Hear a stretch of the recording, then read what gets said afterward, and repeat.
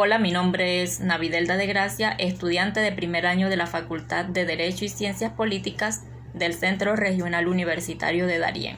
En esta oportunidad, para la materia de Derecho Romano, dictada por el profesor Eric Bravo, les voy a estar hablando de los siguientes temas: régimen de las personas morales, el régimen de las cosas y sus clasificaciones, régimen de la propiedad, concepto de la posesión. Todos estos puntos enfocados al derecho romano. Régimen de las personas morales, esencia jurídica. La personalidad existía en el ser humano libre por el hecho de serlo y se daba en las entidades públicas o privadas como el Estado, los municipios y otros. Los romanos no desarrollaron una clasificación como tal, pero algunos tratadistas los reagruparon en universitas personarum como grupo de personas y universitas rerum para el caso en que un patrimonio es determinado para un fin.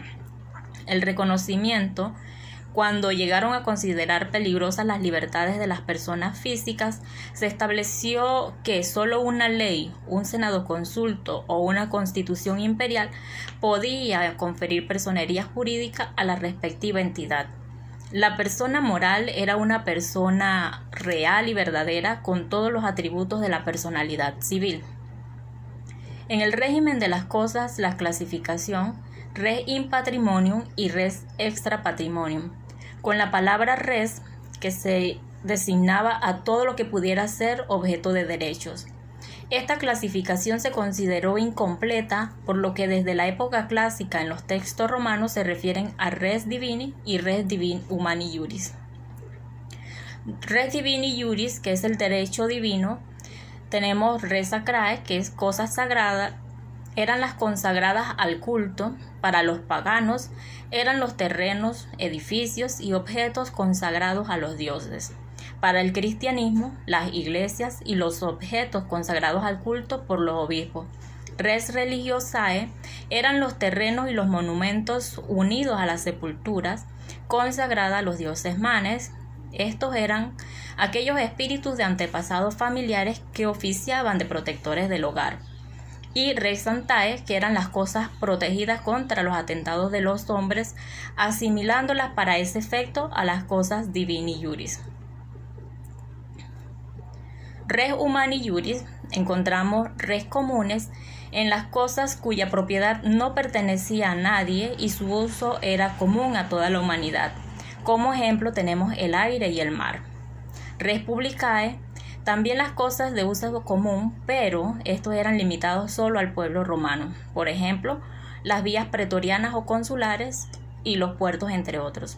Res universitatis, pertenecientes a ciertas personas morales, como las ciudades y las corporaciones, que por su destino público no eran objeto de propiedad, por ejemplo, los teatros y baños públicos. La res privatae, cosas susceptibles de propiedad individual o privada, llamados también como bona o bienes, porque eran destinados al bien particular de las personas. En la clasificación de la res privatae o cosas privadas, tenemos res mancipi y res nec mancipi, propias y exclusivas del derecho romano. La res mancipi, cosas adquiridas por la mancipatio. Este era, en derecho romano, un contrato verbal y formal solemne con el que se transmitían la propiedad de las cosas y por los medios del derecho civil.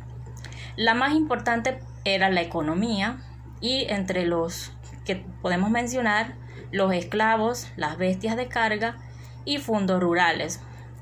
La res nec mancipi eran todas las demás cosas y su adquisición era por simple tradición y por los medios del ius gentium.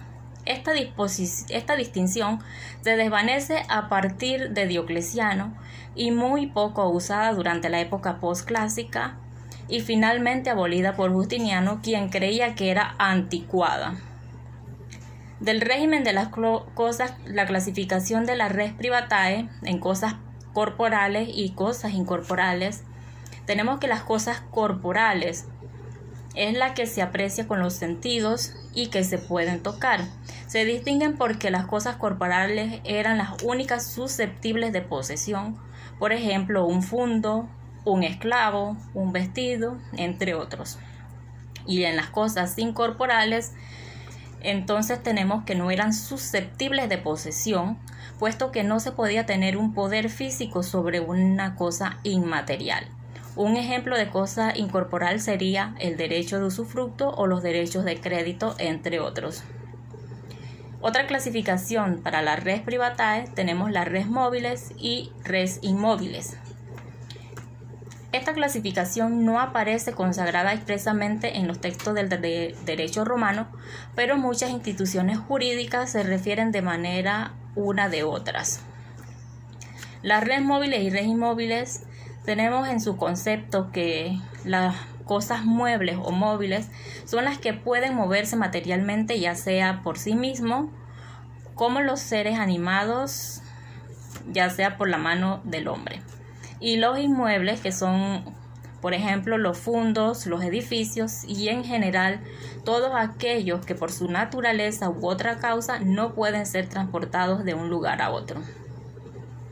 Para las cosas incorporales se han clasificado tradicionalmente en derechos reales y son los que tienen sobre las cosas de manera directa, y derechos personales son los que tienen respecto a determinada persona que se haya obligada a dar, hacer o no hacer la cosa objeto de derecho. En cuanto a la propiedad o dominio, la definición, tenemos que la propiedad es el máximo derecho que se puede tener sobre una cosa. Según los romanos, este se compone de 3 atributos: el ius utendi, que es el derecho de usar la cosa; el ius fruendi, que es el derecho de recoger la cosa; y el ius abutendi, que es el derecho de disponer de ellos. Dentro de las características especiales de la propiedad romana tenemos la propiedad quiritaria y la propiedad bonitaria. Para la propiedad quiritaria era la que resultaba de los modos de adquirir propios del derecho civil solo para los ciudadanos romanos, y la propiedad bonitaria, que resultaba de la adquisición de una cosa mancipi por simple tradición u otro medio de los no reconocidos por el derecho civil. El derecho de propiedad podía extinguirse por 3 razones. La primera, por la destrucción total de la cosa; la segunda, la cosa dejara de ser susceptible de propiedad particular; y la tercera, porque un animal salvaje del que se había apropiado el hombre recobrara la libertad. En cuanto a la posesión